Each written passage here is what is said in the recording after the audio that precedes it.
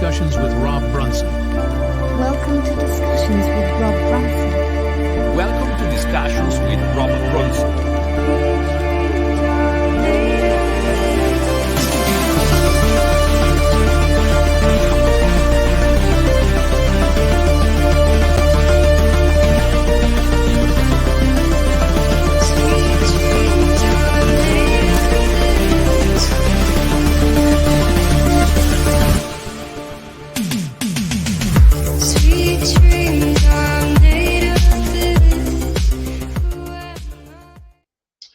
Hello, everyone. Welcome back. It's been a long time since we've done one of these interviews, and we decided it would be appropriate to relaunch it. And my first guest, ironically, is the president of my company, Mark Motsinger. I have my obligatory Mark Motsinger sweatshirt on. And this really stemmed from wanting to relaunch the interview show because a lot of you really enjoyed it. And then, as many of you know, Mark was inducted into the ERA Hall of Fame. So I'm going to go ahead and bring Mark on here. What's up, Mark? Thanks for joining me. Well, did I have a choice? Not really. You know, we're right down the hall from each other. So if you would have said no, I would have just drug you in there and had Dylan tape you. I'm glad to be here. I'm doing great. Awesome. Well, again, you know, we talked about this, and one of the things you really wanted to do was thank ERA for being inducted into the Hall of Fame. So I'm going to jump off the screen, give you a second just to say thank you and whatever else you want to say, and then we'll start the interview. All right? Okay, sounds great. Well, what I wanted to do is thank the ERA, obviously, for inducting me into the Hall of Fame. It was quite a surprise, quite an honor. And it's, you know, it puts me in a crowd that I almost feel like I don't fit, but I'm humbled by the whole opportunity. What it's done for me is it made me sort of look back. How did I get here? You know, all the years, I've been in this business now 46 years.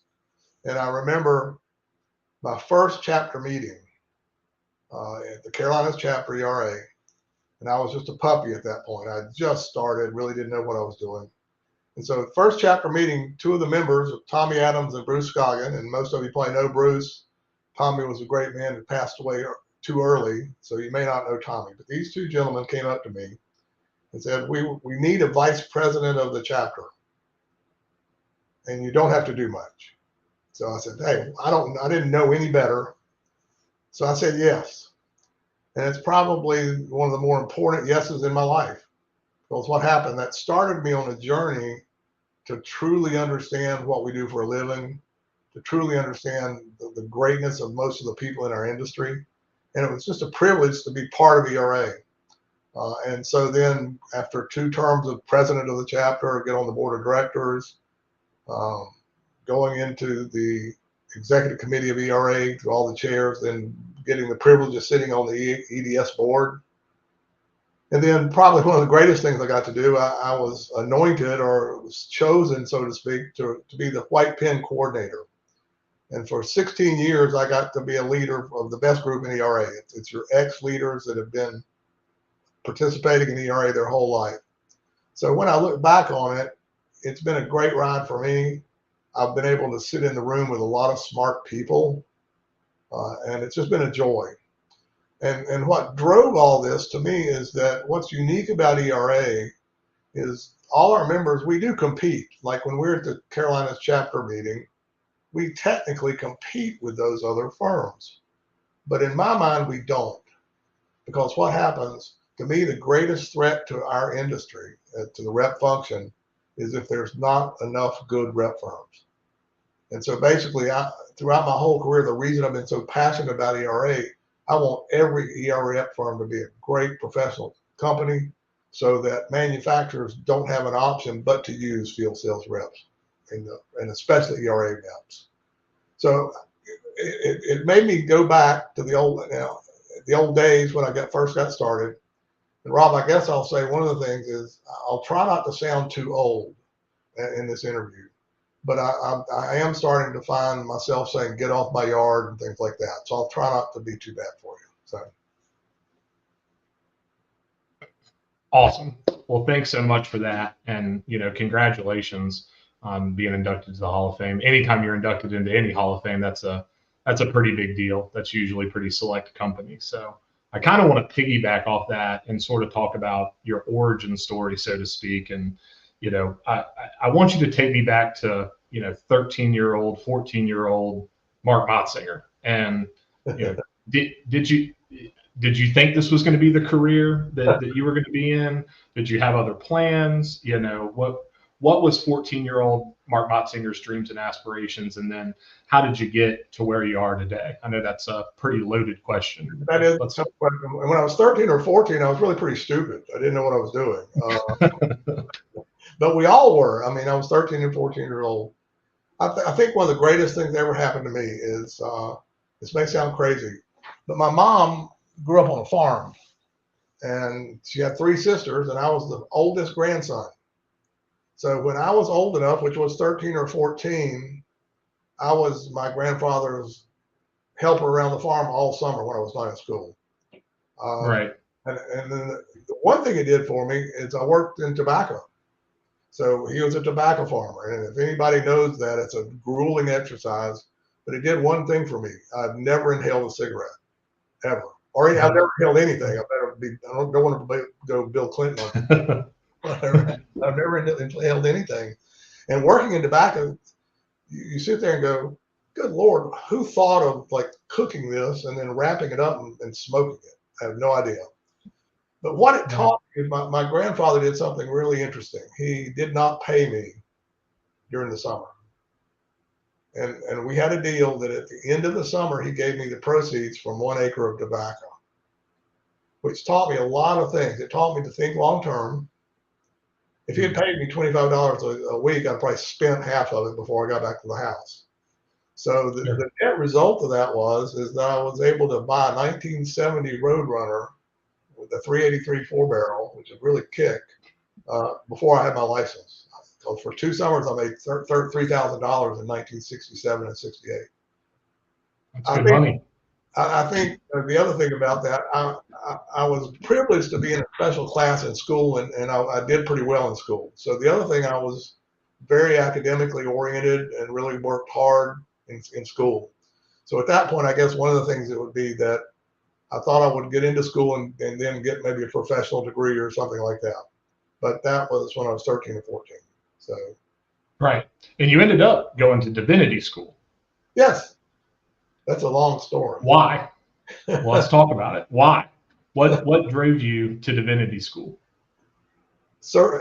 Unusual circumstances. So let me back up a little bit. So in history, when you look back in school, math and science I was successful. That's where I was really good on math and science. I could do mental math. I was actually the Rensselaer Polytechnical Institute math science student of my high school. So you're good at math. I can vouch for that. Someone who knows you well. So I go to Duke, and I only applied to Duke. For some reason, Duke was where I wanted to go, and I think it was because of basketball. I mean, I love Duke basketball, and I played basketball myself. So I only applied to Duke, and somehow I got in anyway. So go to Duke, and I'm looking at what kind of major I'm going to do. So what happens?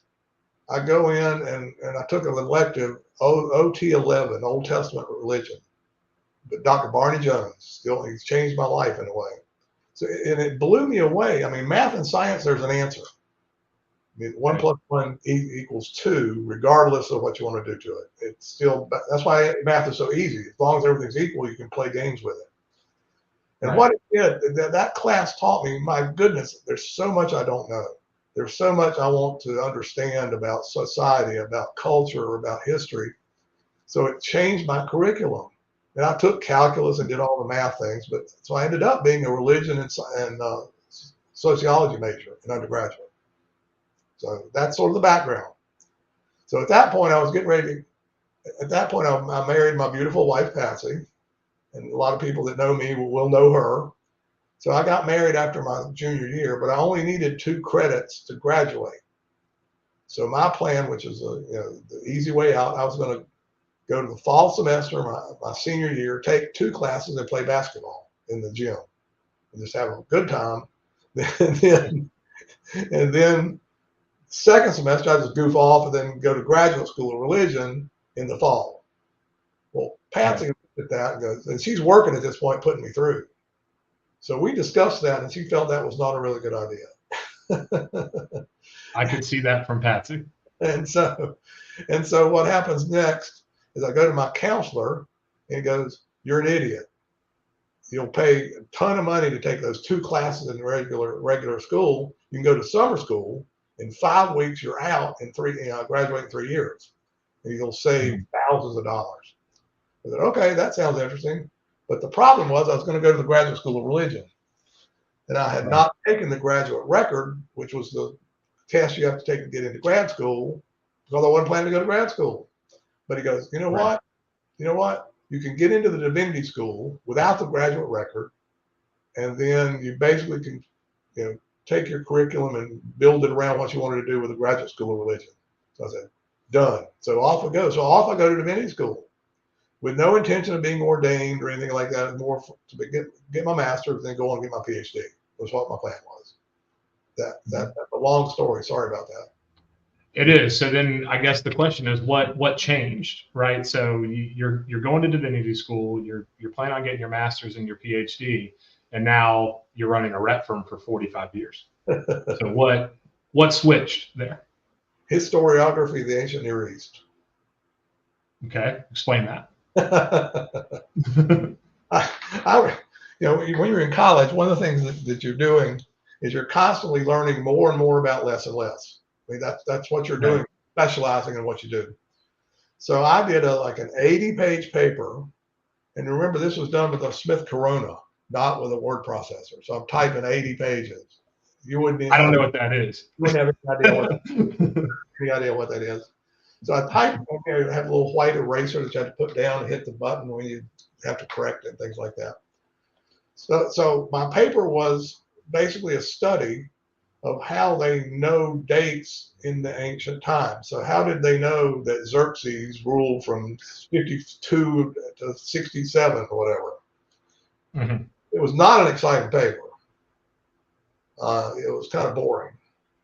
And what it did for me is that I said, well, the only reason I'm writing this paper is I chose to do it, which was a bad choice. My professor has to read it because he gets paid to read my papers and all that. And other than that, no one cares. And so I think I was getting a little bit burned out of academia. I mean, I did really well. I mean, you've seen my diplomas. I actually did graduate. Yes. Right.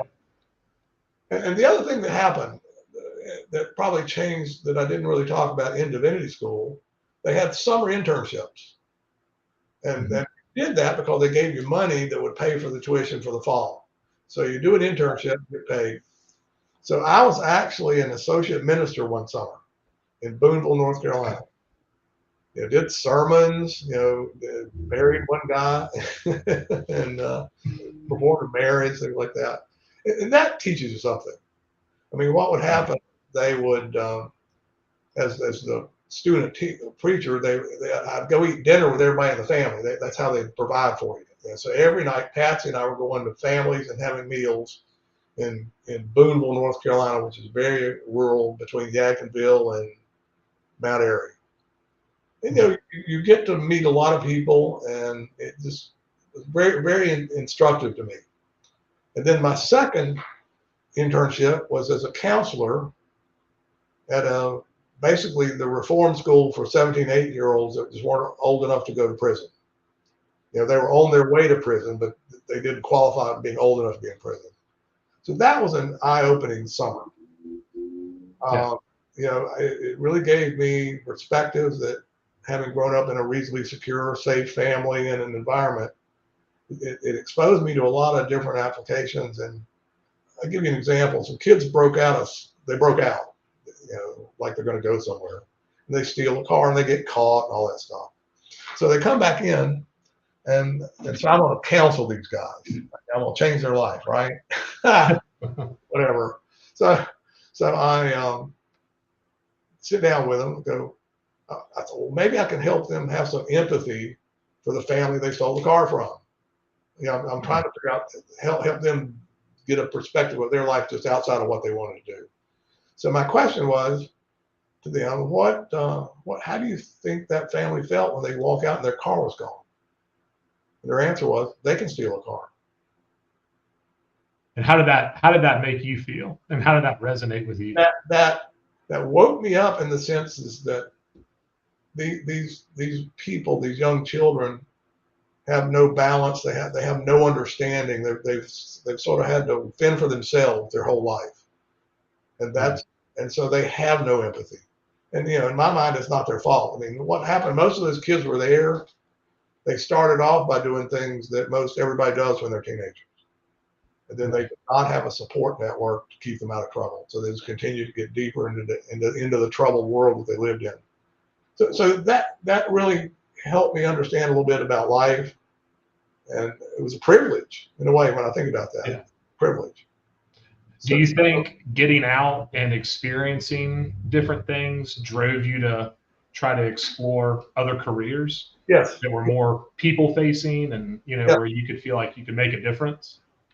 Yeah. The other thing I did, I was a finished carpenter. So once I got my license and could drive, I worked with the man that built houses in Kernersville where I grew up.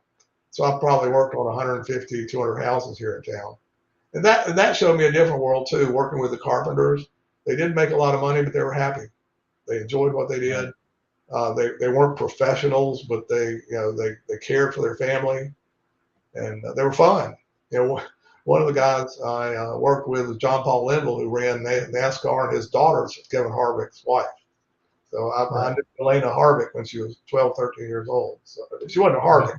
So, yeah, but I think what it gave me was just a perspective that I could understand people and be empathetic. And so what happened, my father was the president of Wallace Electronic Sales. And we had never talked about me joining the company, never. And so when I got out, I said, I'm going to take some time off. I got my master's. I said, I'm going to take some time off, I applied maybe at the Duke HR office to stay at Duke and stuff like that, and that didn't work out. So my dad came up to me and said, we've got a guy leaving us. Would you like to try? There was no pressure. It wasn't like, oh, you need to do it. I said, you know what? That might be a really nice transition just to get away from the 80-page historiography of the ancient Near East papers. So I gave it a shot. And the reason I did it also, I went to a territory where my father was not known. Right. I did not want to come into it. And why? Yeah, I was about to ask why. Yeah. I did not want to come in and say, oh, you're Morris's son, and so therefore you're not earning it. You're just rolling along collecting money. Whereas when I went to Tennessee, they knew of my dad, but they weren't dear friends. So I knew at that point I'd either make it or not make it on my own. I did not want to just come into a territory and have it handed to me.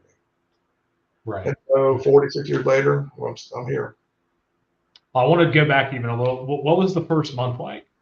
Right. You've been in divinity school, you've done internships, and now you're thrown into the world of sales. So what does the first 1 to 3 months feel like? What does it look like? All that stuff. It was interesting. I'll never forget the first order I wrote was like $100 order for a Yagi antenna.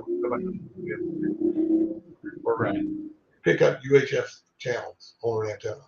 $100. The first, and the Shields guys, they're in our territory. And so Cal Hammerline, the first call I made was in Chattanooga, Tennessee, and I was moving to Chattanooga.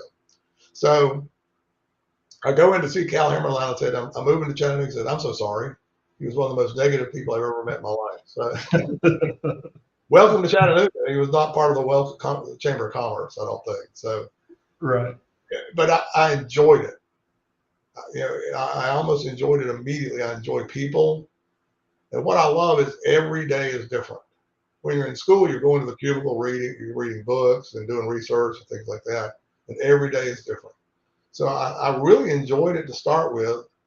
And, you had your ups and downs, but in general, I loved it because I enjoyed people and got to know a lot of people and get to be friends with them. Yeah. Yeah. So I guess a question I want to ask is, you're a mentor to me, right? And you're a role model to me. So let's focus on maybe 1 or 2, but who are some role models that really had a huge impact on you early on and then just throughout your career? Well, I think what was great for me is if you look at the timing, I started in 1978. And who was in what happened? And we were mainly distributors. We would call on distributors because there were OEM business was not in the Southeast at that point. It was more radio parts, television, things like that, repair parts. And so I was meeting and getting to know the people that started this industry. If you think about it, the people that were 60 years old when I started this business in 1950, which is when our industry actually started. So I had several distributor friends, owners of distributors that took me in and helped me. Well, they wanted me to be successful. Sure.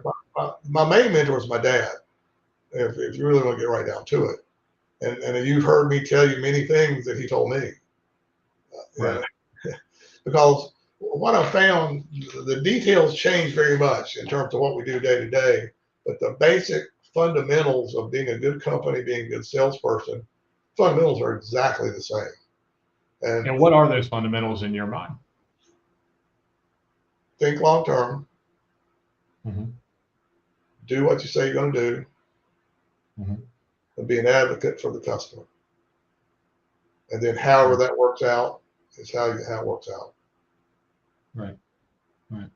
So outside of your dad, is there someone in the industry who had a big impact on you? Well, I go back to ERA a little bit. That is one of the great things about ERA. Just like I'm finding myself to be an old mentor now for young people in ERA. I'll never forget Tim Coakley. Tim Coakley was of Coakley Boyd and Abbott up in Massachusetts, and we would go to these conferences, and he was like the one of the great leaders of our industry at this time. He had a Mount Rushmore of ERA. He would be one of those guys. And I'll never forget when I was at a conference and I was sitting with Scott Lindbergh, and a lot of people may know Scott. So Scott and I were the puppies. We were sitting at a table. We were all young. And Tim Coakley comes over and starts talking to us. And my hair turned white almost like seeing the bush, back like I thought I'd seen the divinity.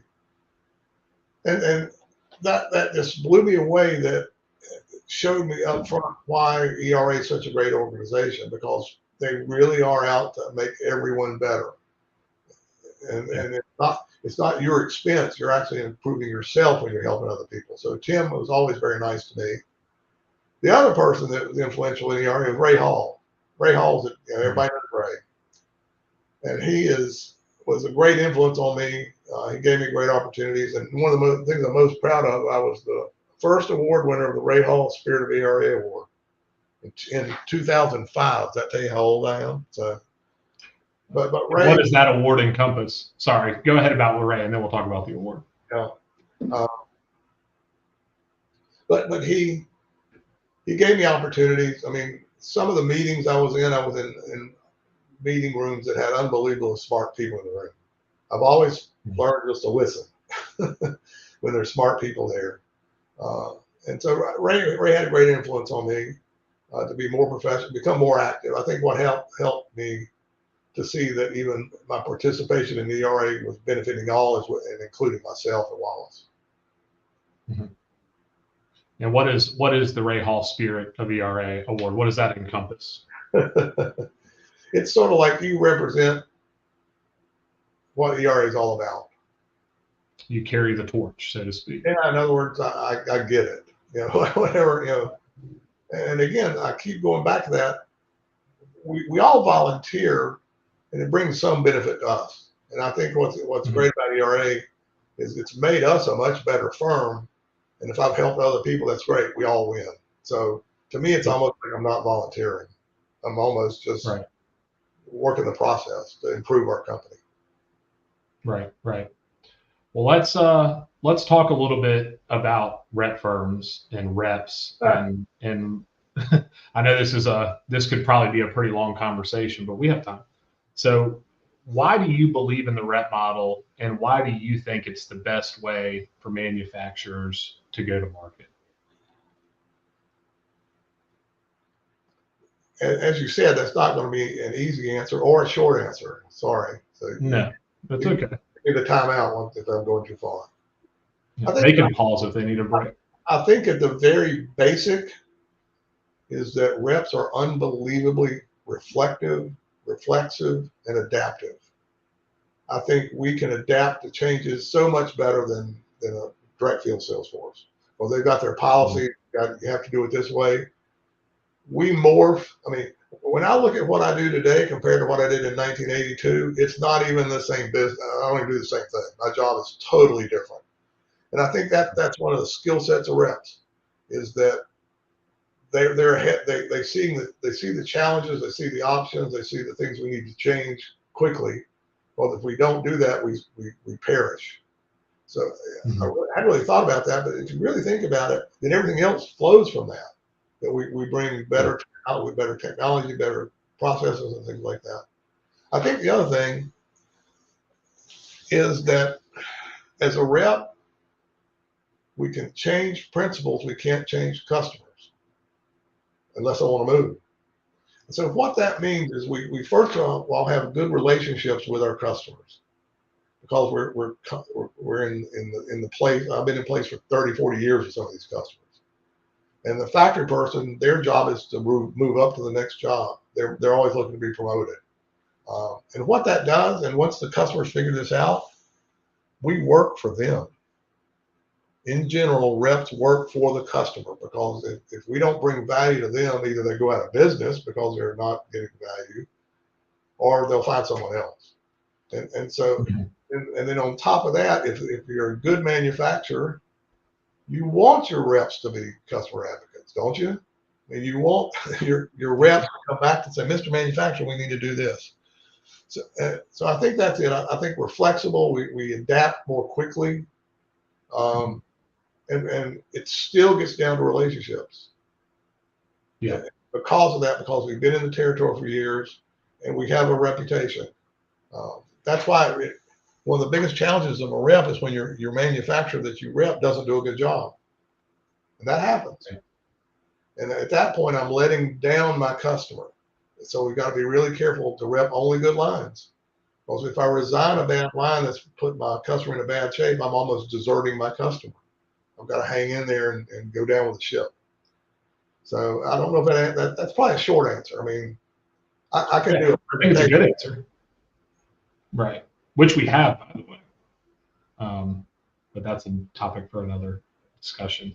Talk about the importance of synergy on line cards, because I think a lot of times reps struggle to explain that to their manufacturers of why synergy is so important for a rep.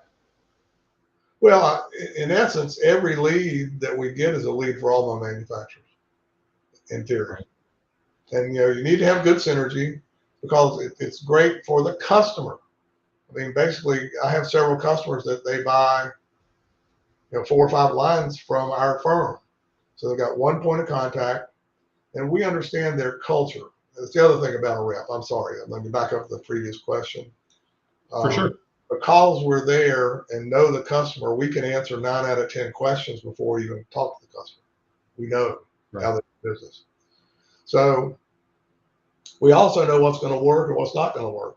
So when I go in, they trust me of here's my line card, and these 6 guys are going to play well for you guys.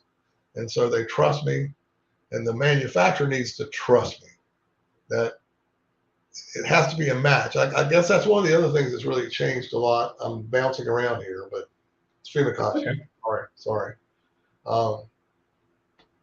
You have to have such value in what you bring to the customer, they won't see you. So it's imperative that our manufacturers bring valuable products that bring good value to our customers. Or in today's world, they won't see you, or they'll just go to DigiKey and Mauser and get what they need. Right. So I think from the manufacturer perspective, a good synergistic line card just expands dramatically your potential in the territory. But then also, the other thing I want to make sure everybody's aware of, when you walk in with a line card, the way I see it now, only half our lines will actually function well for that customer. It's not so much that they use switches, but the way they want to procure their switches, the way they want to manufacture it, the way they want to manage it. My supplier can't do that. They may be able to build the switch, but they won't be a fit for these guys. And I've had several engineers tell me that's amazing. I'm so glad you do that. So that's off point a little bit, but I'm seeing that happen more and more. And so it's almost like we have a categorized line card in the sense that these fit domestic guys that are more MRO. These guys fit the China world that's dealing with global manufacturing. So I think that's a key. You have to have value that you bring to the customer. Yeah. And you can't be everything to everyone all the time. Yeah, definitely. And if we try to force feed it, what happens? You're going to fail. And then That's right. At that point, the problem with that is you wasted your customer's time. So the next time I call them up for an appointment, they may be busy. Yeah. They probably will be busy. Or even if they're not busy, they may be busy. Right. Right. So I guess whenever you're evaluating a manufacturer, what are the things that you look for that you know you'll be successful with from the manufacturer's perspective? When you're evaluating someone, you say, okay, here's what I really like, and here's some things that are red flags to me. Well, I think the challenge when we look at a new manufacturer is, first of all, do they consider us part of their team? Or are we some little entity that's over here that sort of sends orders, or we tell them what to do and things like that? And they also have to not begrudge a large commission check. Yeah, it's interesting. And this is from the very beginning of reps. Anytime there's, the story that you hear, you either do too well or too poorly as a rep. You do too poorly, they'll fire you. And if they do too well, they'll fire you because they don't want to send you the $20,000 check. It's I've had several manufacturers that are thrilled when we have big checks. And then we have others that you can tell they're just holding it real. Here comes a check, but I don't want to let go of it. These guys are just making too much money and everything like that. So, and I think trusting us, the manufacturer that trusts you, give you the information you need to do the job. Because we have several manufacturers that, for some reason, I can't tell you. You're the rep. I couldn't tell you that. Right. And so that's a cultural thing. And sometimes, just like when you hire someone, you hire a rep firm and we get together with a manufacturer, and what they tell you in the interviews is not who they are when you start doing business with them. Yeah, so that happens. Right. All of a sudden, one of the things we talk about all the time is, you have to trust us with information and how important that is. And that's really them viewing us as a part of their team. One of the things I want to kind of circle back to the commission stuff, because I think sometimes reps get a bad rap that a lot of people think we just take these checks, put them in the bank, go play golf. So explain a little bit, if you're comfortable, how the finances of running a rep firm works, right? And the cost associated with running a rep firm and why it's challenging, and how sometimes those preconceived notions are just not accurate. Well, the easy answer is, you mean I can't play golf anymore? No, I've been trying to get you to play more golf. But. I wish I could. I think what happens a lot of times, the manufacturer, and especially some of the non-salespeople, people that aren't dealing with us on a day-to-day basis, don't understand that we're a company. We're a standalone company entity. And so we have all the challenges and costs of any company, with insurance, utilities, medical insurance, property insurance, paying the FICA side of the salaries, the T&E for the sales guys, training, going to CPMR, things like that. So I've done some figures. So what you do is you take, and maybe we need to share this with our manufacturers. I can show you that to put a sales guy on the road, and they also have to cover management salaries and their portion of it. At a minimum, you have to generate $140,000 a year just to break even. And that's to pay them a decent salary. And then, so what you do— That's per salesperson, just so everyone's per salesperson. And then if you divide that by the number of days in the year, or the number of days in the month. And what I figure is like 19 days a month, because with holidays, weekends, sick days, going to the dentist, things like that. So you divide that by 19 days a month, it's $600 or $700 a day that we have to earn every day. So the clock is ticking. And I don't think a lot of our manufacturers understand that. They'll send us a $2,000 or $3,000 check, which is very much appreciated. And if it's synergistic line, that's great. It brings value to our customers. But they feel like that $3,000 they can own us for a week. And not that we can't do that, but they've got to understand we're committing $3,000 or $4,000 for that week. Right. So I don't know if that would help, but it's just they think we're just standalone people. I don't think they understand we're companies, and that's not bad. Right. And some do and some don't. And I just think it's always interesting whenever you give that perspective of, again, I think reps get a bad rap because a lot of them, there are bad reps. And you talk about this all the time, how the most dangerous things to reps are bad reps. Yeah. And that's how you get manufacturers and other groups to not believe in the rep model. But, especially at Wallace, I mean, I can attest to this. We're taking that money, we're reinvesting it into the territory, into technology, to really prop up all of our suppliers and try to drive revenue for them. So it's just an interesting perspective, because I don't think people really ever think about how much it actually costs to run a rep firm business. And the other thing about Wallace is, I mean, we have an office, right? So, and we're really thankful for that. But when our suppliers come in, we're able to host them inside of the office and things like that. Whereas many rep firms work from home, which is perfectly fine, but that's also added cost that we have to maintain. So I think it all gets back to your first point whenever you're evaluating a manufacturer, how just important culture is. And your cultures don't have to be completely, side by side, but they have to be compatible. And that's a point that Dylan made, which I think is really good. They don't have to be exact cultures, but the cultures have to be compatible in order to work together effectively. And at the end of the day, everyone's goal is just to drive revenue.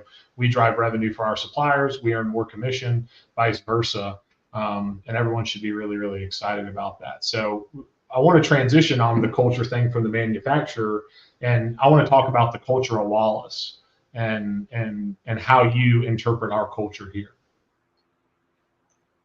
Well, first of all, we enjoy what we do, and we enjoy each other. We're a small company.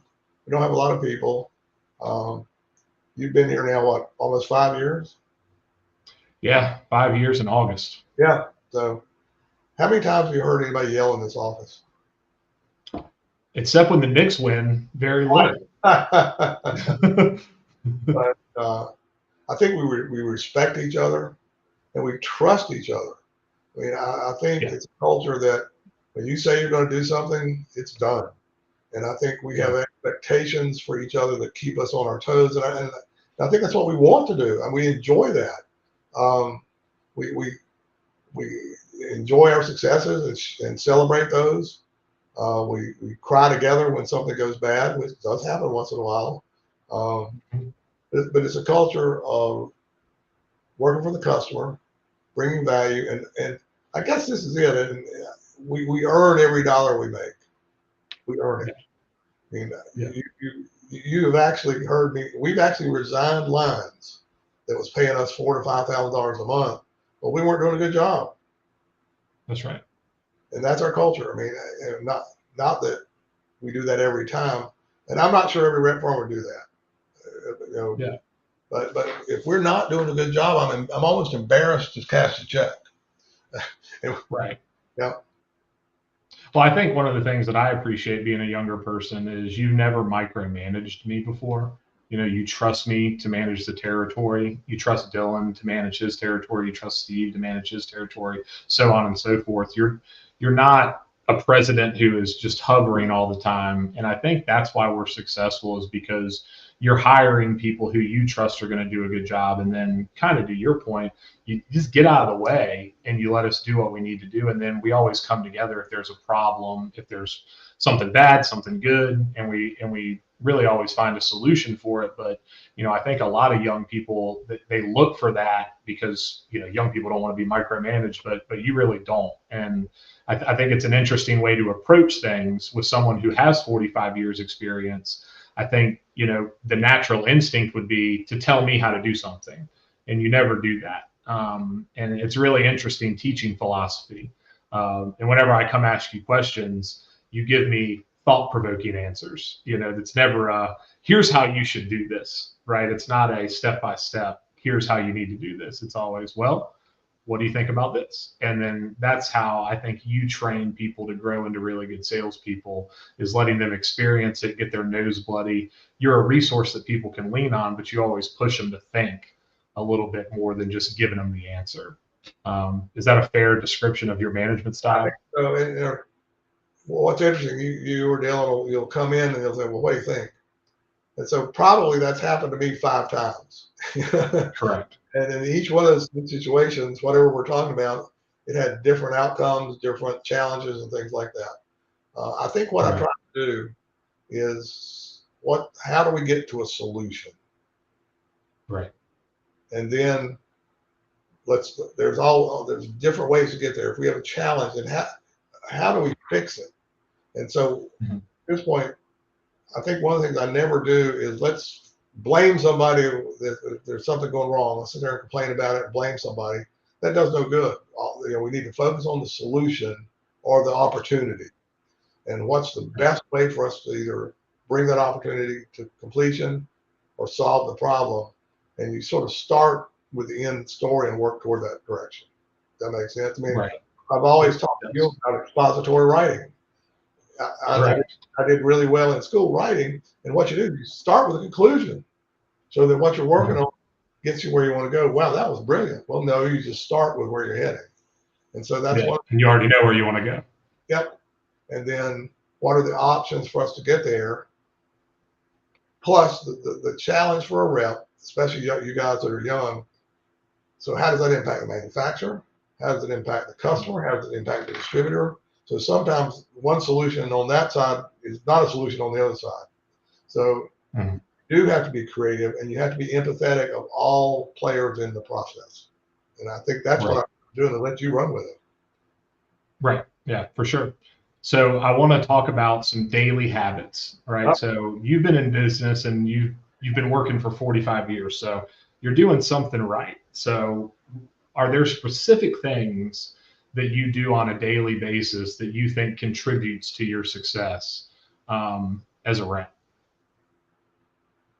Probably work too long, to work too much. I think, we have the processes. I mean, we've got, I think I've adapted software, and I use the software to remind me and stay on top of things. But I really think most of it is you just have to manage it. Not so much in your head, but there's many times that'll be 3 o'clock in the morning. I wake up and say, whoops, I need to do that.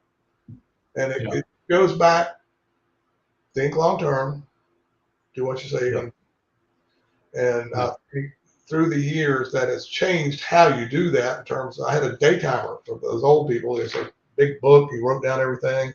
So I can go back and tell you who I called on June 5th of 1986 if I wanted to. When Dylan and I were cleaning out the office, we found some. It was interesting.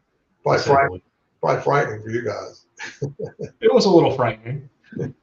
But I think, and the other thing and Patsy finally figured this out. I mean, sometimes, you have to take your work home.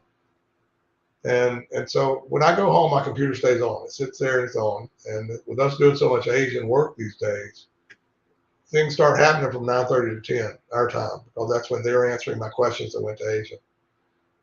And I think Patsy finally figured out, it irritated her that I would work, but she finally figured out that if you gave me 10 minutes at night, give me 10 minutes to move the things forward that need to be moved, then the rest of my night's better.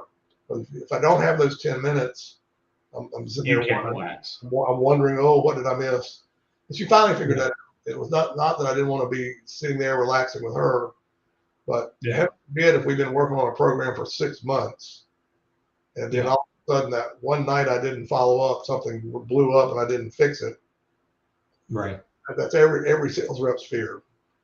Yeah, well, oftentimes it's just hard to concentrate when you've got something else on your head. Right. And when you're with your family, you want to be fully invested and focused on them. And it's hard to do if there's something else going on, especially if it's something that can be addressed in 2 to 3 minutes in a simple email. So, okay, interesting. So I want to move away from the specifics and talk about more industry, a broader discussion. So one of the questions are, well, it's a two-part question, so you can choose which one you answer first. Okay. What are you most optimistic about in the electronics industry? And then what are the main challenges that you think the electronic industry is going to face, whether it's now or 10 years from now, 5 years from now, whatever? So I'll let you choose which one you want to talk about first. Well, I think the biggest challenge, and I'm stealing thoughts from other folks here at times, but the American business model, just in general, is so driven by short-term goals, short-term return, whether it be stock market or even just individual privately held companies, that the U.S. does not think long-term, and because of that, we will not make long-term progress. It scares me a little bit that most of the newer technology will be coming from the other parts of the world, because those cultures seem to be available to waiting. They don't have to have their return in Q3. In 5 years, this is what we want to be doing. Right. But yeah, so that works out in all different ways. But I'm sure all of us calling on the stockholder companies, cash flow, stockholder value takes priority over their employees. And the quickest, if they have a bad quarter, the quickest way they fix the stock is they lay people off. Look, now everything's balanced. The stock goes up, which is kind of sad. It is. The positive side is technology is going to change our life. I mean, it's going to move faster and faster, especially with AI coming on board to actually assist in development of products and software and things like that. Who knows? I mean, I watched the Jetsons when I was growing up, and they actually had a television that you could talk to, and that was just unheard of. But now, I mean, ask you a question. What do you think you'll be doing in terms of connectivity in 10 years?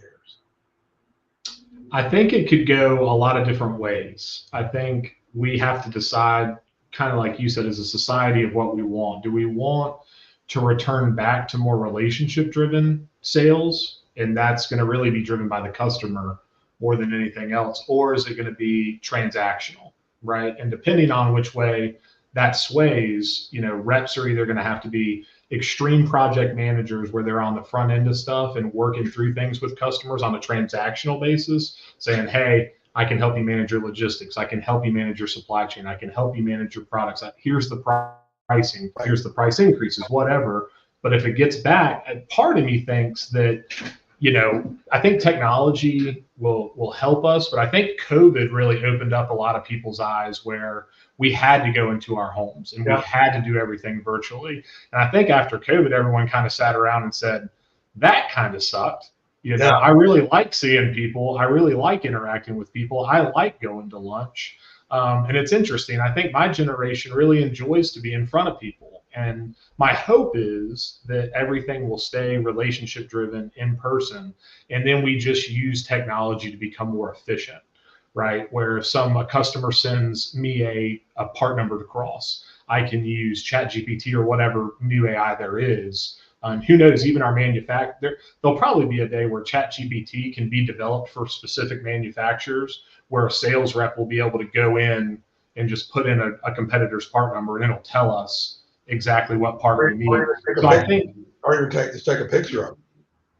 Correct. So my hope is that technology, 10, 15 years from now drives efficiency. I never think that technology is going to replace human interaction, but I don't want it to cost people their jobs. And the hope would be just to be more efficient, if that makes sense.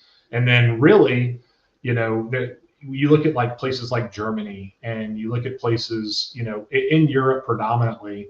I hope that with that efficiency comes a better work-life balance where people can say, okay, we're getting 300% more work done in this amount of time. So we're going to stop working at 2 o'clock or stop working at 3 o'clock, and we're going to go be with our families. We're going to go be with our children. And hopefully it creates a better quality of life for people.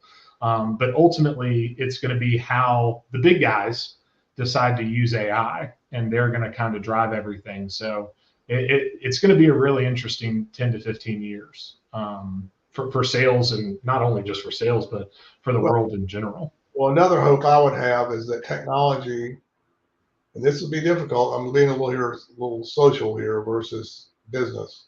The income gap is something that's really a struggle for most cultures. And so what happens, there's so many people that there's such a divide. So hopefully technology will be spread across the entire society to the benefit of everyone versus just the housing income. It's ridiculous how so many people cannot afford a house. And it's go ahead. No, go ahead. Well, I would even say, even just kind of to your point on the income gap, you would hope that AI can help create sustainable food sources and figure out how to get that food to the people who need it, and figure out how to efficiently get internet to places that need them. It could change the world for the better, but again, it's going to come down to the programmers and the people who are actually implementing stuff, right? And back to your point of the industries that you're most concerned about is short-term thinking and trying to get an immediate ROI. So we have to have some kind of a culture change that says, hey, let's be more empathetic. Let's really look at what a quality of life looks like. We still all need to make money, and we still all need to work. But if we can do that more efficiently, what does that look like, right? So it'll be really interesting. Well, that would be my hope for technology, that the benefit spreads across our entire culture versus just the ones that can afford it. That's right. That's right. And it can. Right. But the question is, will the powers that be, whoever that is, the magical powers that be that people always talk about, will that be distributed? That's sorry I brought that up. It is. Well, let's keep talking about technology. So talk about innovation that from the 80s to the 90s, and then the significant jump that occurred in the 2000s to where we are today. And really, how has technology influenced you in what you do on a day-to-day basis? And how has it made your life easier? And what challenges has it created for you as a salesperson? Okay. Well, lots of times when I meet a young engineer and making a sales call to an OEM, I'll always ask them, what a rep is? And they don't. They think I'm a distributor. So I explain to them what a rep is and things like that. But then I always tell them my get off my lawn story. Like I'm sitting on the porch, get off my lawn, whatever, being an old person. So I tell them what my day-to-day activity was in 1982. So I would leave the house on Monday morning and be on the road for 4 days. I would have all my appointments. I would have no appointments, none. I would just drive to places and wait in line to see somebody. A long distance phone call was $1 a minute for a payphone, which was like $10 to think about. $10 today. And I'd be like a barbershop. So you'd walk in and the buyer would see people on like Tuesdays and Thursdays from 8 to 10 or 8 to 12, whatever. And you waited your turn. You got there and there were 5 reps in front of you. So I read the magazines and stuff like that. No internet, no cell phone, no nothing. So then when I did get a chance to go meet with the buyer, he would hand me what I call a solid Excel spreadsheet. It's called a spreadsheet that doesn't move. It's called an inventory sheet.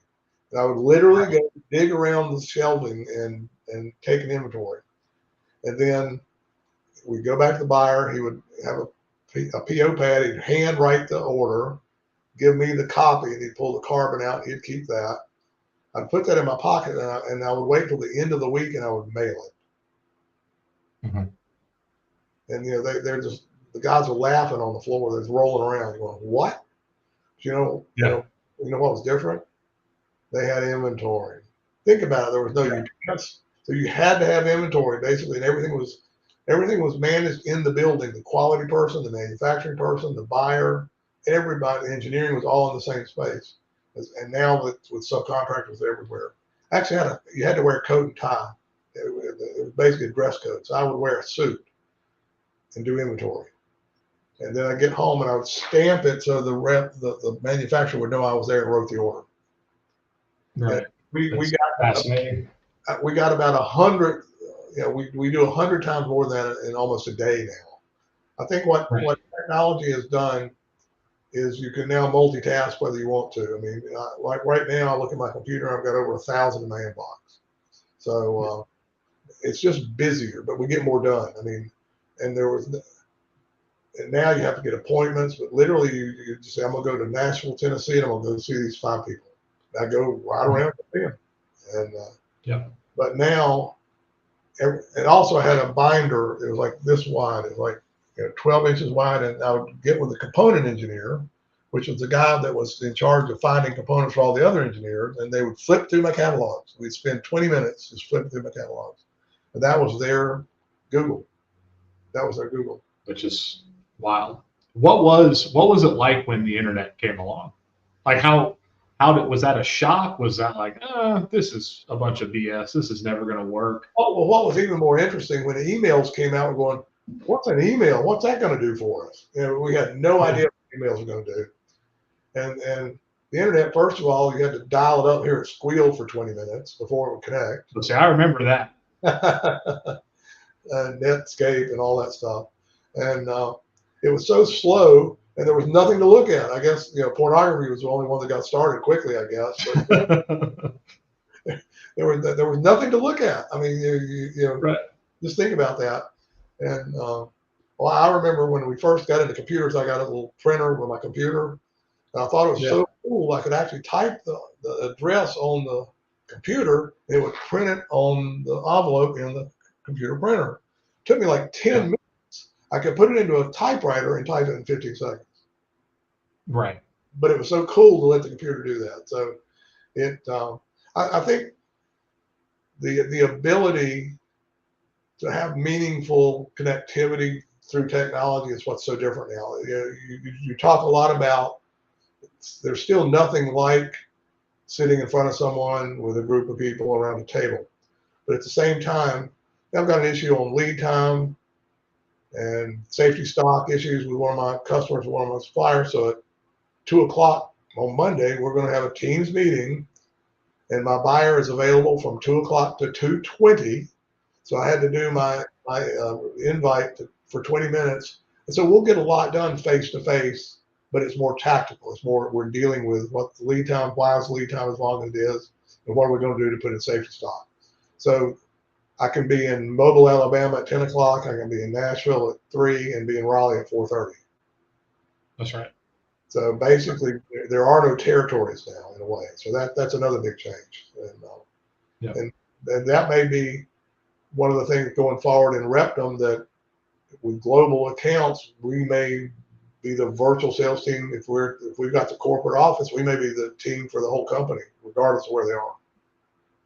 Yeah, that's right. I think that's coming. I think there'll be a lot of pushback on that. But again, just from an efficiency standpoint and organizationally, instead of having, 15 people involved when there should be 3, eventually they're just going to say, hey, this makes a little bit more sense. And I think the territories and lines will eventually get to be blurred. And I think that's why it's so critical for rep firms to really just start to understand technology. And it's I don't know who said it, but you're never going to be replaced by AI, but you will be replaced by someone who knows how to use AI really well. Yeah. So I think that's something that people need to take really seriously. I mean, when you look at AI and you just think about how far it's come in a year, right? Even compared to 5 years, it's remarkable. So you really wonder where we're going to be, in 10 years or 15 years, by 2045, 20 years from now. I mean, it will disrupt the world, and it'll be a very challenging thing to see how it's handled, but the technology itself is fascinating. So I'm just really curious to see how all that pans out for humans, just as a species, take business out of it. So real quick, and then we always play a game where we do these rankings. I think I picked out a good one. I didn't give you any insight into what I was going to pick. I went back and forth between 2, but I actually ended up settling on one where I wouldn't embarrass myself. Okay. last thing I want to focus on is if reps want to develop their skills, we participate in CPMR, the ERA conference, things like that. What are some recommendations that you would recommend to people who want to develop their skills as salespeople, as managers, as business owners, whatever? Well, I think, we go back to ERA. I mean, it's been such a big part of our company. No, by the way, that we've been an ERA member since 1951. So there's probably not that. I think that's when ERA was founded. I'm just kidding, but it's been a long time. Yeah. So it's always been a big part of what we do. And and they do help you run your business. They do help you stay abreast of trends in the industry. I mean, the Carolinas chapter has like a session every couple of months saying what's going on, what are you seeing in the market, and it's sharing. CPMR is huge. CPMR, Emmett and I went to get, gosh, I don't know. Let me see I can't even read what date it was, but it's been a while. But a lot of salespeople are good salespeople, but they don't know how to run a business, how to think long term, how to have processes. You have to have some organizational sets in your company. Back to your point, I'll let you guys do what you want to do, and I'll let you run your territory. But you also know where the guardrails are. That's right. That's right. And so CPMR does some of that. How do you analyze profitability with lines? How do you improve communications? How do you change accounting processes to make it better? So CPMR is a must if you're planning to own a company or be in leadership. And the CSP program, Certified Sales Professional, also gives you some of the tactical techniques to be a good sales guy. How do you perform professionally? How do you prepare? How do you present products in a meaningful way where you bring value for the customer? Well, I tell you what, it's so hard to get appointments these days. If you're not on top of the game, you go in and you're wasting people's time because you're not prepared and you will never get back in. And you know what? You shouldn't. No, you shouldn't. You shouldn't. That's the thing people don't understand is that you shouldn't get back in. You better walk in there prepared and understand what the customer does. Yeah. Yeah. And know what solutions you can bring them. I think one of the things I really like what you talked about that we sort of developed as a practice here, within the last 3 years is, when we go into a customer, we know what we can sell them, and we really try to explain that to them so they understand that we know their business. Yeah. We have a synergistic line card, but there's usually 5 or 6 things that it's just not going to work. They're not going to ever use those products, and I think that's really critical for people. So, I'll speak, for ERA, from a networking and a philosophical perspective, getting to connect with other reps, distributors, manufacturers, and really hear what they're thinking is extremely valuable. And from an educational perspective, CPMR is the best thing that I've ever done since I've started here. Strictly educational, blocking and tackling stuff. It's just great. Kate does a really good job, and it's just very, very valuable. And what's interesting about CPMR too is you're with other industries.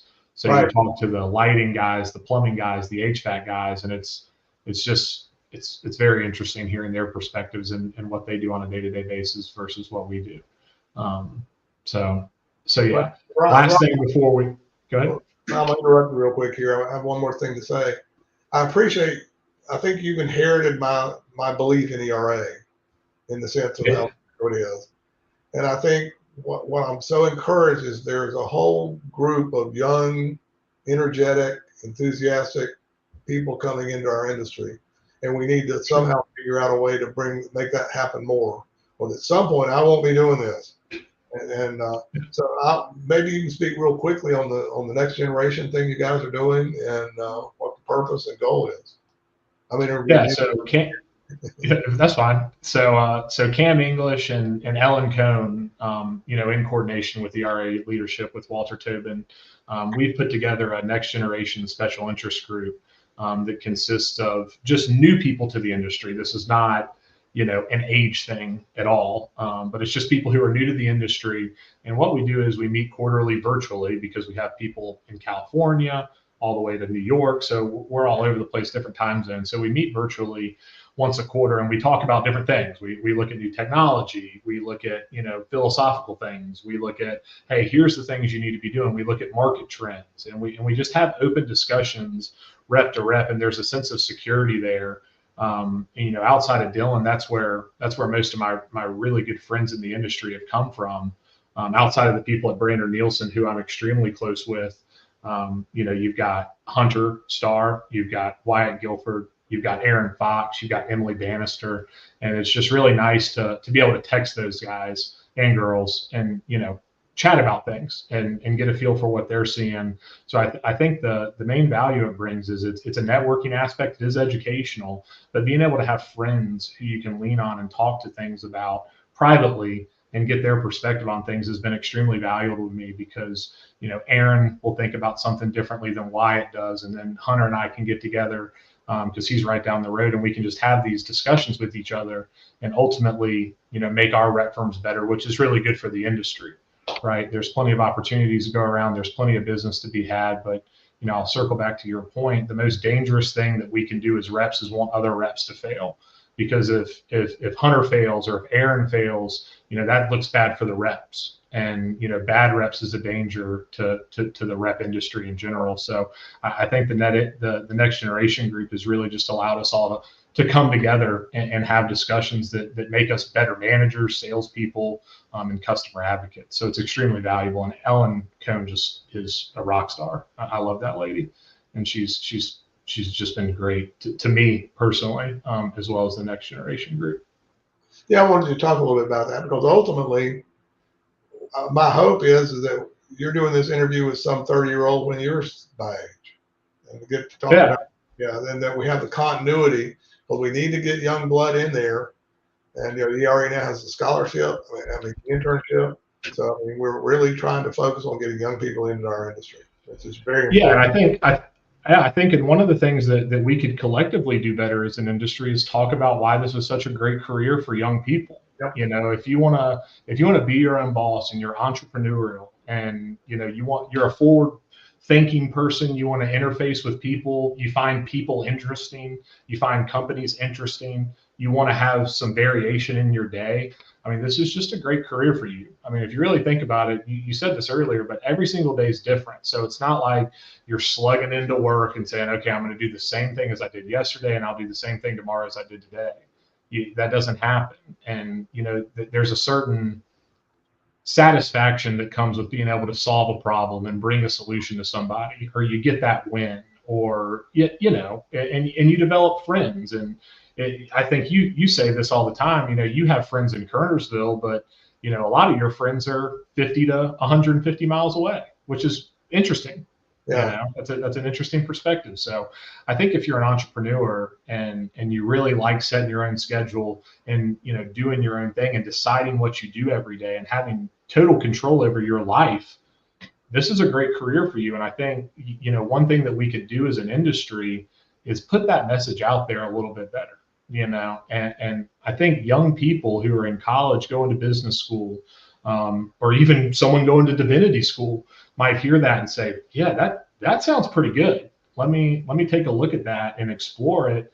And I think what's really interesting and with being a rep, you have to want a career. And that's what you told me, when I was actually interviewing. I don't want someone who is looking for a job. Right. You gotta think long term in this industry, develop those relationships, really look at it as a career, and you'll be super successful and you'll have a lot of fun. And it's extremely fulfilling. It's a very fulfilling career. So yeah, I think young people would be very interested in it. I think we can always do a better job of getting the message out. And I think with the next generation special interest group, we're starting that process. So it's really exciting. Well, what happens too that's kept me alive and energetic is you learn something new you have to be a constant learner, which is fun. You learn something new every day. Every day you're learning something new. So you're always challenged to stay on top of things, which keeps you energized. It's not like I'm just punching a ticket over and over and over again. Oh my goodness, I'm now learning this new technology. I'm now learning this new process. So that helps you stay energized. Not only are you seeing different things every day, you're learning things different every day. That's right. Well, it's really interesting. You learn a little bit about something from somebody who knows everything about something. Yeah. Right. That's what's interesting is you're taking little pieces that, you guys tell me this all the time, and it's so true. You just learn from your customers, right? Like we can go over data books and do these product trainings and do all this, and those are wonderful. But at the end of the day, whenever you're in front of your customer, you really learn what they need and the solutions that you can bring to them. Some of it's trial and error, and then some of it's just experience. But it does just, you wake up every day with a ton of stuff to do, and the ability to move things forward, which I think that's what the human spirit really desires, is to make an impact and to be able to move something forward and feel like they improved something, they brought a solution. I think from a spiritual level, that makes you feel good as a person. And I think that's why this career is just really good. So, yeah, the last thing I want to talk about, and then we'll do the little pick 'em thing here, is I have a quote behind me, and it's my favorite quote of yours, and it's on the sweatshirt. If anyone wants to order this sweatshirt, Venmo me $70. I'm more than happy to get you one. This is my proprietary ERA official clothing line. I have one of Zach DeVillers of Brainerd Nielsen too, so I'll sell you that one as well. But the quote is, "Bad news is better than no news," and I think it's a really simple quote, but it accomplishes a lot. So I want you to explain that on a philosophical level, and then maybe on a business level. And maybe I think one thing that would be helpful is give the Monday morning meeting. Yeah, that's where you go to. That's the real issue. So what gets me is that one of the things that happens in today's world is you send things and you don't hear anything back. You send an email and it's critical, and you go, they get it, or are they working on it, and everything like that. So one of the things that we do in our company is we acknowledge when you send me a request, I'm gonna send you a note back saying, hey, I got it and we're working on it. Yeah. So a lot of that goes with critical issues, like when you're in a real scramble, say you're a line down situation. Give me the details, and if it's bad news, I need to share that. Because here's the example I've used forever, and Rob's heard me tell it 100 times. So you can go to the bathroom if you need to. You don't need to listen to this. So what it is it's every one of our customers has a 10 o'clock war room meeting, or it's at 9 o'clock, or it's 8:30. So they all get together and say, oops, what's the shortage? What's the crisis? What are we doing? How are we working around it? And so here's the deal. So one of my manufacturers is part of that challenge. And so we're working the issue, and when they come back, well, we're not going to know anything until tomorrow. You have two choices. Well, I'll call the factory tomorrow and let them know. Or you go ahead and give them the bad news. And so what you do is you call them up at 4:30 and say, I know this is super critical. I know you really need, this is a line down issue, so it's unbelievably exposed to all kinds of management. But unfortunately, we're not going to be able to do it. It'll be 8:30 in the morning. We should have some updates for you. I'll probably give you a call. So then at 8 o'clock the next morning, the manager asks my buyer, well, what's the status of those products that we need? And there's two answers, and they're the same answer. One answer is, I don't know. I talked to them yesterday and I haven't heard anything. Or talked to them yesterday, they got back at 4:30, told me that this is the situation. Well, and we should have get more details at 8:30 in the morning. Which answer is the best answer? I think it's obvious. Right. Well, here's the other thing, Rob. Let's talk about our mission statement. Okay, go for it. I'll let you talk about it. Real quick. Customer service is such a challenge. And customer service is really pretty easy. You just have to be diligent and consistent. And so I was listening I'm getting old enough now, I'm listening to NPR. So I'm sorry, but that is a true sign of your age. So listen to NPR on the radio. And there was a session where this company was doing consulting to improve customer service. And they went through all the details. I said, you know what? We don't advertise enough that we have good customer service. So how do we put that? How do we present that to our customers as a commitment? And so Rob, you and I got on Chat GTP and said, give me remember that? It's like, well, we like typed up a novel. I was like, okay, here's who we are. These are the things that we do at a high level, blah, blah. I mean, it was like this for the, yeah. So then Chat GPT spits out like 10 to 15 bullet points, and we're like, that's not going to work either. So we have someone on the inside who helped us out a little bit. But go ahead. Yeah. So just real quick, my daughter's a great journalist, a feature writer, and so maybe Carol can help us because she's really good with words. So we call her up and say, we're trying to come up with a customer service policy. And she said, and so we started telling her what we thought, and she said, stop, I'm going to interview you. So she said, Rob and Mark, you tell me, Dad, tell me what customer service means to you. What does it mean? So we talked for what, 20 minutes? Yeah. Something like that. So 3 days later, she came back with our mission statement and customer service policy. We care, we listen, and we bring solutions. Yeah. And to me, that's the best mission statement I've ever heard. Because if we do that, we will be successful. And it's registered, so none of you guys can steal it who are listening to this. You can have it for $5 million, but it's registered. So. But I think that's what's really, it's not that hard. It really isn't that hard to do a good job. And literally, when Carol gave us those 3 words, I think that resonates with everyone. Well, I think the caveat is it's not that hard to do a good job if you do care. Yeah. Right. And without that, you can be the smartest person in the world. You can be the most innovative person in the world, whatever. But if you genuinely don't care, you're not going to be that good at customer service. You're just not. Or not that good of a salesperson. I mean, ultimately, it counts as a salesperson. We have to care, which means we come in prepared and come in knowing what we need to do, and then listen to you, and then help you bring solutions. So it's really simple. So. That's right. And it's actually in chronological order, which is really interesting because you can't listen if you don't care, and you can't bring solutions if you don't listen. Yeah. So I think it's great. All right. So you ready to see what we got to choose from today? And we'll post this. So I was thinking about doing something. I hope it's not Taylor Swift songs. I barely know who Taylor Swift is. So it's not. Don't worry. That would be something my sister would love. But I was gonna do Duke, but and then I was like, okay.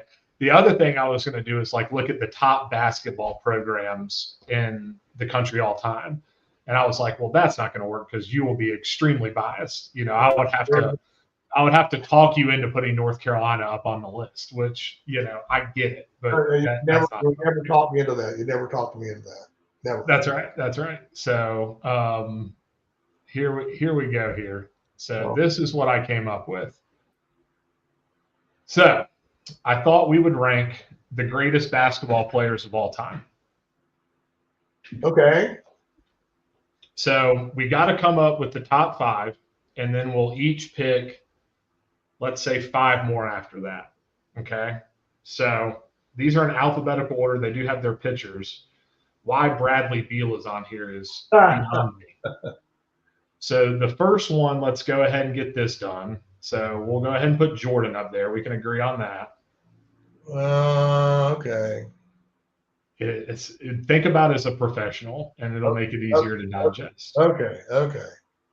So then, the next obvious one is LeBron. Yeah, I think LeBron's better than Jordan, but I don't want people yelling and screaming at me. So now this is where it gets really interesting because we have to come up with 3 more. So this is the top 5. So in my head, you've got Johnson, who could be debated. You've got Kareem. Yeah. You've got Bird. You've got Duncan, which I think is debatable. I'm not sure if he's top 5 ever. You've got Shaq, which is more impact versus he doesn't basketball player. No. So I think, can we agree on Magic Johnson? Yes. Point guard is critical. Okay. Yeah. Okay. So and Kareem. Magic Johnson, top 5. You got to put Kareem. All right. So then the last one is, do you put Kobe? Is Kobe a top 5 player in your head? I don't know. I mean, I know he was glad to get rid of Shaq so he could kind of do it on his own. I don't think so. I mean, okay. What about Wilt? Competitor. What about Chamberlain? No, I mean Chamberlain was Larry Bird. I think Bird. You think Bird? Yeah, because he was such a versatile player. He was really one of the first point forwards. So let me ask you this then. I think so. So let me ask you this then. So you're starting a basketball team tomorrow. Would you rather have Larry Bird or would you rather have Steph Curry? What's the date? Is it 20 years ago or now? Seth Curry. It's now. I'd have Steph. So Okay. is Steph better than Bird? Well, if I'm starting a team in today's process, the way they play the game, yeah. Well, Bird. I don't know. I think I'd stay with Bird. Okay. Okay. I can give you Bird. All right. So now for me, my basketball idol. You know where I'm going, don't you? Yeah, my basketball idol, Carmelo Anthony, I'm putting in the A tier. Melo is to my dog's named after, to I modeled my basketball game after. I think Melo is one of the best all around scorers in the history of basketball. So I'm going to put Melo in the A tier. I know that no one will agree with me on that, but I don't care. Championships did he win?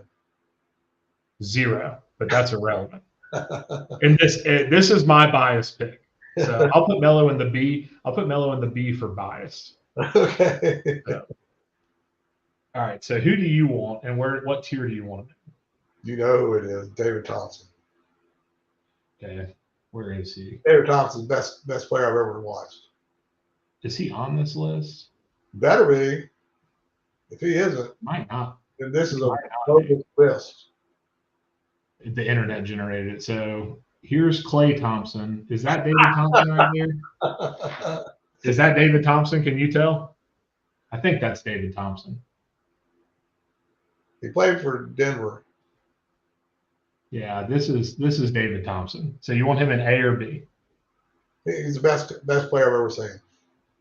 Above Jordan. All right, so we'll put him in A, and I'm going to go ahead and switch this because LeBron's better. Okay, so now I think I have to put Kobe in A. I agree. Yeah, that's not Okay, close. so Kobe in A. All right, now you pick another A, and I'll pick another A. One of the best players ever until he got hurt. Grant Hill. Not top 5. Grant Hill. I don't know. Grant Hill. That's, I mean, when he was healthy, he was an unbelievable player. Plus, he went to Duke. I don't think they have Grant Hill on here. Now, wait a minute. I'm having trouble here. I need another list. They don't have Grant Hill as one of the best players ever? Goodness gracious. I mean, here's Howard. So you would think he'd be in here. I don't see Grant Hill. So I'll add Grant Hill. I can add a picture, but this was the last year. All right. So let's see.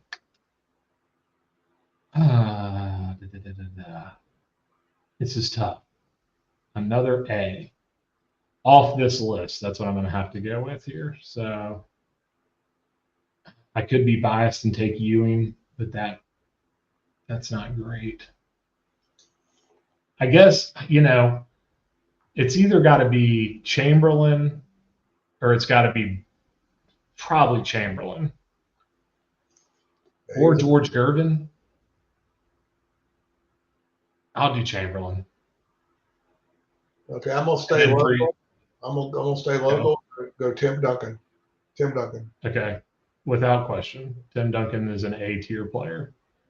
Where is the? I saw him on here. There he is. All right, so now the other person I'm going to throw in the A tier just is Shaq because of his impact.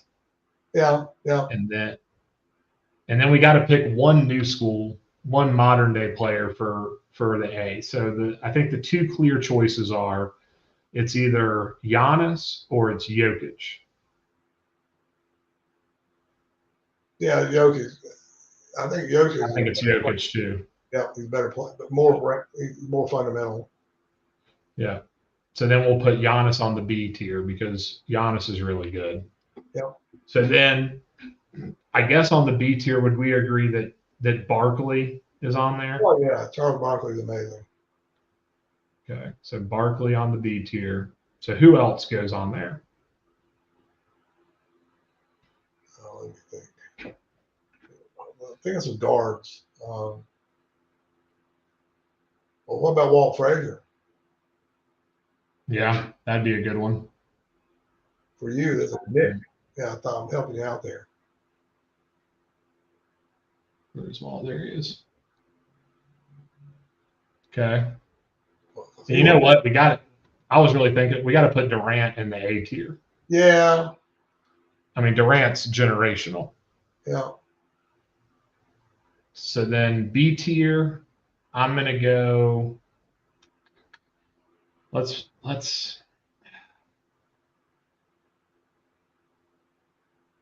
do David Robinson. That's a good one.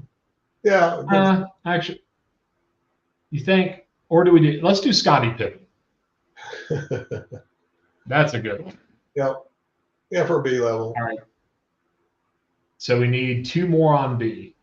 So we've got. Let's look through this. You've got. You got Steve Nash. You got Karl Malone. Yeah, Karl Malone.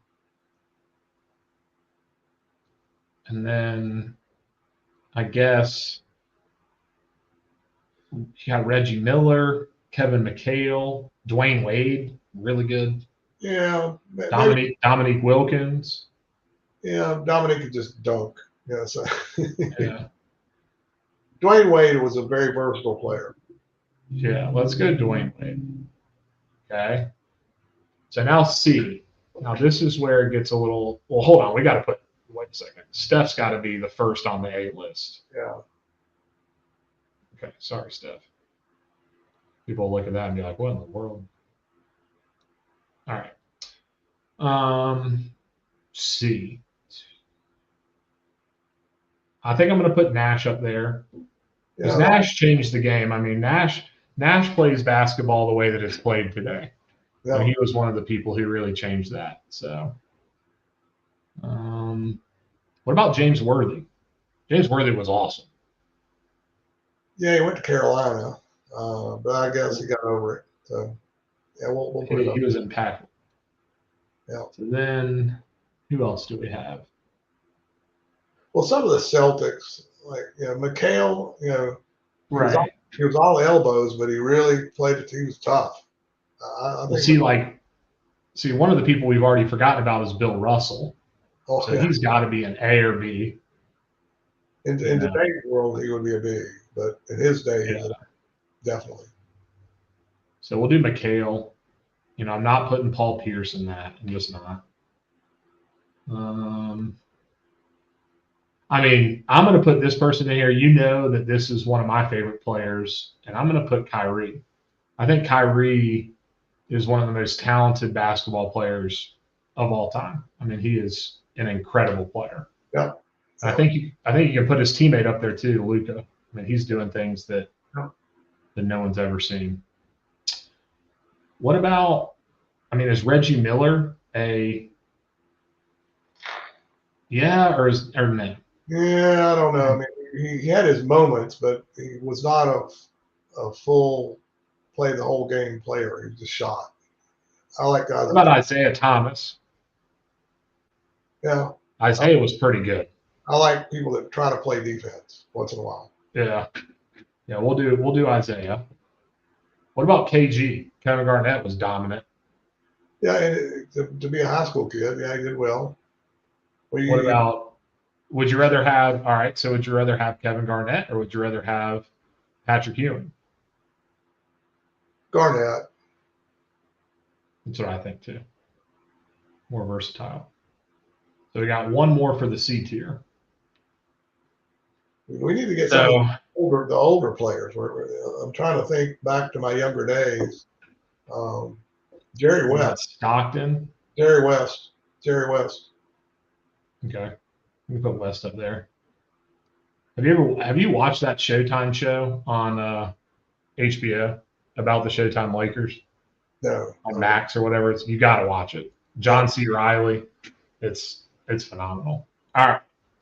So now let's work in reverse. Let's do the dog water, the people who just stink.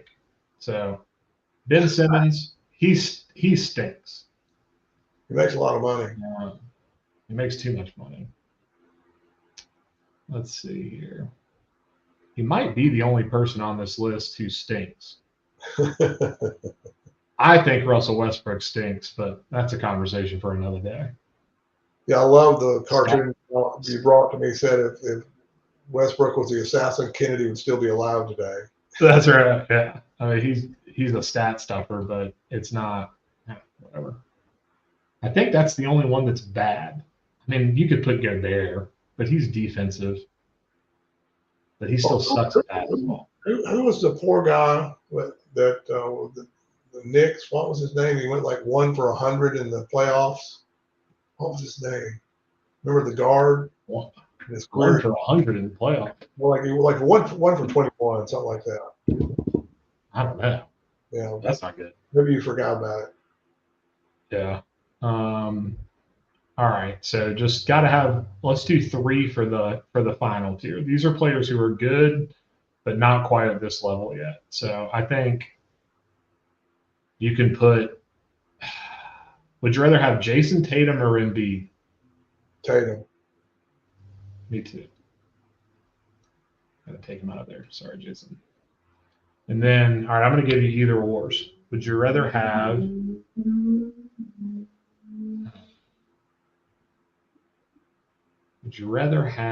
John Stockton or Jason Kidd? Jason Kidd.